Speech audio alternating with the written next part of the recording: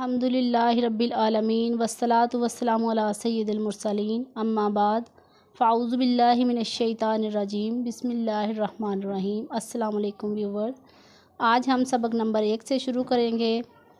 حروف مفردات۔ حروف مفردات یعنی حروف تہجی 29 ہیں۔ حروف تہجی کیا ہوتے ہیں؟ عربی قاعدہ میں الف سے لے کر یا تک جتنے حروف ہوتے ہیں انہیں حروف تہجی کہا جاتا ہے۔ حروف مفردات کو تجوید و قرات کے مطابق عربی لہجہ میں ادا کریں۔ اردو تلفظ سے پرہیز کریں، یعنی بے، تے، سے، ہے، خے، توئے، زوئے وغیرہ ہرگز نہ پڑھیں، بلکہ با، تا، ثا، ہا، خا، تا، زا پڑھیں۔ ان 29 حروف میں سے 7 حروف ایسے ہیں جو ہر حالت میں پر یعنی موٹے پڑھے جاتے ہیں، انہیں حروف مستعلیہ کہتے ہیں، اور وہ یہ ہیں: خا، صاد، ضاد، طا، ظا، غین، قاف۔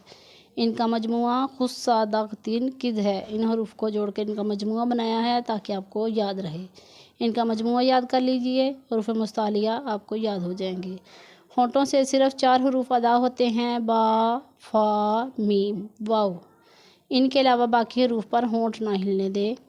ان 3 حروف زا، سین، صاد کو ادا کرتے وقت سیٹی کی طرح تیز آواز نکلتی ہے، اس لیے ان حروف کو حروف صفیریہ یعنی سیٹی والے حروف کہتے ہیں۔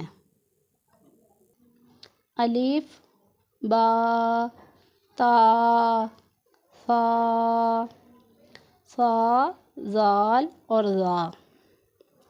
زبان کا سرا اور اوپر کے دانتوں کے اندرونی کنارے سے ادا ہوتے ہیں۔ اگر ہم اس طریقہ سے ادا کریں گے تو ان سے سیٹی کی آواز نہیں نکلے گی۔ فا، جیم۔ جیم کو دوسرے حروف سے لمبا کر کے پڑھیں گے، کیونکہ اس کے اوپر آپ دیکھ رہے ہیں بڑی مد ہے۔ بڑی مد کا سبق جو وہ آگے جو جا کے سبق میں آپ کو ہم بتائیں گے اس کے بارے میں۔ ہا، ہا حلق کے درمیان والے حصے سے ادا ہوتا ہے۔ خا، دال، ذال، را، زا، سین۔ یہ حروف صفیریہ ہیں، انہیں سیٹی کی آواز کی طرح تیز پڑھیں گے۔ شین، صاد، یہ بھی حروف صفیریہ ہے۔ ضاد، طا، ظا، عین۔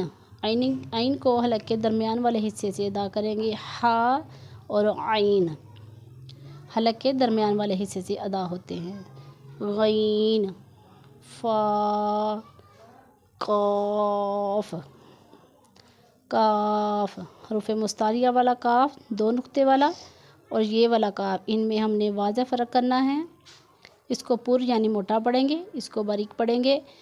قاف، کاف، لام، میم، نون، واو، ہا۔ اس ہا